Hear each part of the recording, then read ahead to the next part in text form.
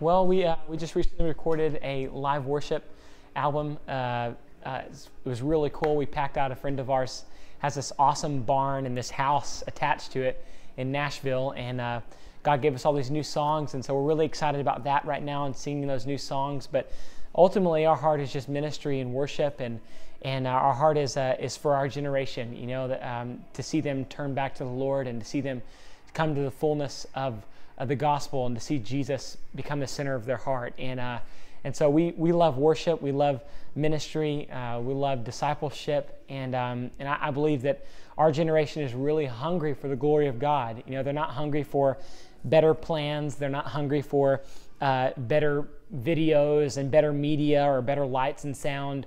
Our generation is really hungry just for the glory and the presence of God, and that's what we've been encouraged to see, I think, over the past, 5-10 years as we've traveled, that when kids start experiencing the glory of God, they don't care about anything else anymore. They don't care about how cool they look. They don't care about how great the music sounds. They don't care about how great the preacher is. They just care about the presence of God and the glory of God. And so we have to get back to a place where where all the leaders, pastors, worship leaders, where we're all hungry individually in the secret place for more of God's presence and for deeper intimacy with Him. And I think then that translates into our churches, into our ministries, and then corporately into the body of Christ. And so I think that you can always know that a church has a praying pastor or a hungry pastor when the church is hungry, or they have a hungry leadership that's hungry for more of God and thirsty for more of God and passionate about the secret place when the rest of the body is in the same place. And so that's what we're excited about, and excited to see God do that in America. So I think with this latest record that we just put out, Christ Be All Around Me, like Leeland was saying, we just got together and just had kind of a group of songs on our heart, and just kind of went for it with some close family and friends. There's probably about 60 people in a room together. Yeah. And I feel like it's probably one of the most dear records to our heart because it was just such an intimate time of worship, and just really went after God and just, captured some of those moments. And, listening back to the record, I've listened to it 100 times over now, and it's like every time I know some of those moments are coming, but it's still fresh. It's still new. I feel like God comes in the room and does the same thing and does something new in me every time. And so that's been awesome, just kind of hearing people's responses to the record and doing a live record. We've wanted to do one forever, and so finally got to do it, and we're so stoked to have it out. And just seeing it minister to people has been awesome. Yeah, well, like Lee and Mike were saying, we came out with the worship record, and it's just so cool. We're so honored to be here, and it's just been amazing just to see the people so hungry and passionate for the city, and for this nation. And we are just so pumped and praying daily for this nation and our president. And we know that, if we turn around, make a 180, then, we can seek Jesus' face and seek His presence.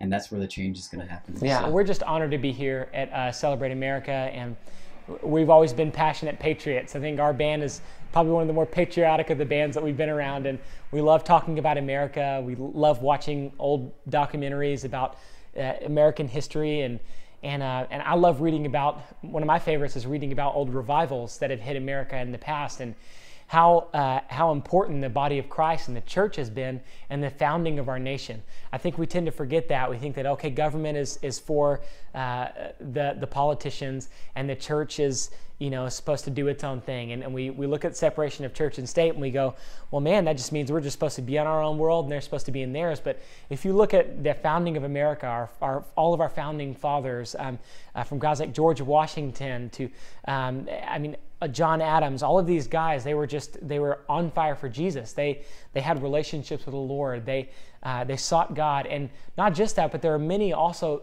unheard of pastors and ministers that were very influential in our founding documents. They were also very influential in the morality of America. And America's morality has always been attached to the morality of the church. And when the church is alive, when the church is on fire for Jesus, when the church is experiencing revival and is really hungry and passionate for the Lord and is actively out taking care of the poor and soul winning and going out and preaching to people and telling people about the love of Jesus, then the nation automatically responds in like manner. People begin, there's an overarching morality that sweeps the land, and overarching righteousness that begins to sweep America. And so you've seen it in every revival, and that's what we're excited about, Celebrate America. And we're excited to see pastors, leaders, politicians, it's everyone coming together and crying out to God for revival in America again, because only God shaking America and bringing His glory back to our churches and back to our families is what's going to change America. Sorry, I was going to add to that, saying like another interesting thing being here with Pastor Rodney is just even the 2 days that we've been here is, both days he's come in and he's talked about different meetings that he's been in with different congressmen and different politicians, and knowing that he's meeting with men that are on the inside, that are godly men, that are, and it's just like just a minute ago he was talking to us about, he had a meeting with a congressman today, and he was asking like, am I really doing anything?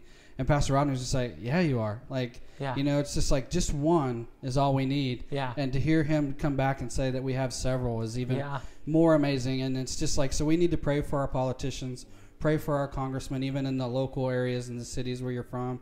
It's such an important thing to have men of God looking out for the church and looking out for Christians and the faith and affecting our government. It's awesome.